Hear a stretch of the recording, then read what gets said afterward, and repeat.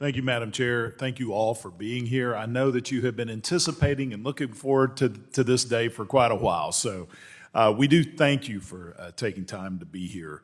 One of the issues that is paramount to me, and I think it is to a lot of people, cybersecurity, especially as we move more into a digital age.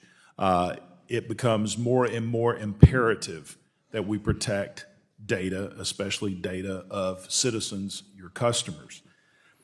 I come from an intelligence background in the military where I had a very high security clearance.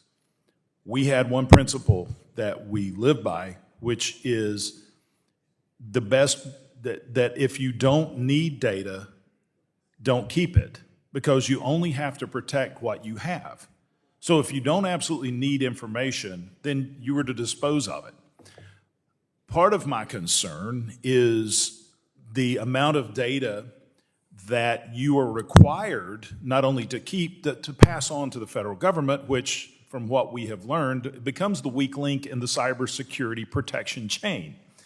And that's a discussion for another day, whether it's revisions of the BSA and CTRs and SARs and the massive amount of data that is passed along that you're required to give to the federal government, which the majority of it is never looked at, becomes a cybersecurity issue.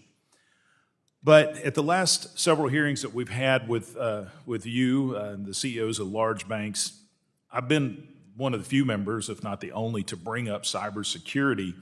And the reason I bring this up is not just with my interest, but I'm hearing from you that is one of your top issues and concerns. Mr. Cecere, can you give us an update on cybersecurity threats in the banking industry that you're facing and maybe some things you're doing to address those? Certainly, Representative, and I agree that cyber is one of the significant risks that we are all facing. I will also say that we're all working very well together. If we see a node that was attacking one of us, we make sure that we communicate with each other to make sure we're shutting it down as quickly as possible. I know that we've all, including the U.S. Bank, have made significant investments in cybersecurity, both from a personnel standpoint as well as an investment standpoint. We've doubled the staff in the last 2 years within our cyber group, as well as the investment and spend. The reason for that is because it is such a significant risk, and I think it requires coordination among the banks, regulators, and the government, and we're working hard on it. Okay, thank you. Mr. Rogers, know that this is an area of concern for Truist, and I may interject that that is the name of the home park of the World Series Atlanta Braves. So, but that aside, I know that cybersecurity is a serious concern for Truist as well. Can you discuss the threats that you're seeing and what Truist is doing? Thank you for your focus on this, Representative, and I can add now playoff-bound Atlanta Braves, just to add to that distinction. It has been a big focus, and it was one of the reasons we merged, was to create additional capacity to invest in things that are relevant for our clients, relevant for our communities, but also in the protection of the important data that we preserve for our clients. So we have multiple thresholds that we analyze every day related to cyber.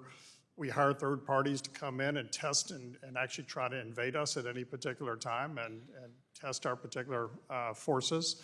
We participate in all the industry things, including horizontal reviews by our regulators who are constantly looking at where we are relative to cyber. So we have and we've had the capability to bring in talent and capacity that's exceeded what we could do before the merger. So cyber is clearly a focus for us, and one of the reasons we merged was to create a stronger shield for our clients. Well, thank you on that. And while I've got you, one of the things that Republicans have been working on, and we're currently accepting feedback on a draft bill that would finally establish a national consumer data privacy standard. We have to identify positively what data belongs to the consumer, what data belongs to the financial institution, et cetera, and protect that. Mr. Rogers, can you discuss why a national data privacy standard would help provide consumers with clarity about who owns their data as well as those privacy issues? Representative, I'm not familiar exactly with all the intricacies of that particular bill, but the important part of data being owned by the client is critical. And that's how we approach data, is it's the client's data, not ours. It's our duty to protect the client's data. All right. Thank you, Madam Chair. I yield back.